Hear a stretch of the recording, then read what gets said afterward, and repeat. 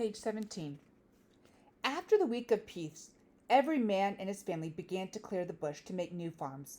The cut bush was left to dry, and fire was then set to it. Okonkwo spent the next few days preparing his seed yams. Sometimes he decided a yam was too big and split it along its length. His eldest son Neowi and Ikemefuna helped in catching the yams and in counting the prepared seeds. Sometimes Okonkwo gave them a few yams to prepare, but he always found fault with their effort. "If you split another yam of this size, I shall break your jaw. And you," he said to Ikemefuna, do you not grow yams where you come from?" Inwardly, Okonkwo knew the boys were still too young to understand the difficult art of preparing seed yams, but he thought one could not begin too early.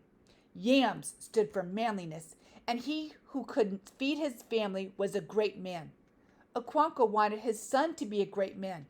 He would stamp out the signs of laziness he thought he already saw in him.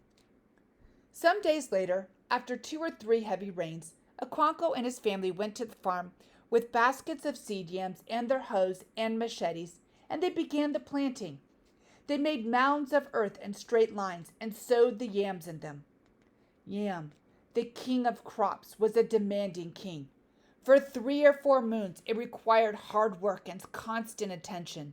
The young stems were protected from heat with rings of sword-shaped leaves, and as the rains became heavier, the women planted maize, melons, and beans between the yam mounds. The yams were then staked. The women weeded the farm at 3 specific times. Now the rains had really come. Sometimes it poured in such thick sheets that earth and sky seemed merged. At such times, in each of the thatch huts of Umuofia, children sat around their mother's cooking fire telling stories, or with their father in his hut warming themselves from a log fire, roasting and eating maize. It was a brief resting period between the demanding planting season and the equally exacting but light-hearted month of harvests. Ikemefuna had begun to feel like a member of Okonkwo's family. He still thought of his mother and his sister, and he had moments of sadness. But he and Neowi had become deeply attached. Ikemefuna had an endless stock of folk tales. Neomi remembered this period vividly until the end of his life. He even remembered how he had laughed when Ikemefuna had told him that the proper name for a corn cob with only a few scattered grains was teeth of an old woman. Gradually the rain became lighter and less frequent, and earth and sky once again became separate. Children no longer stayed indoors, but ran about singing.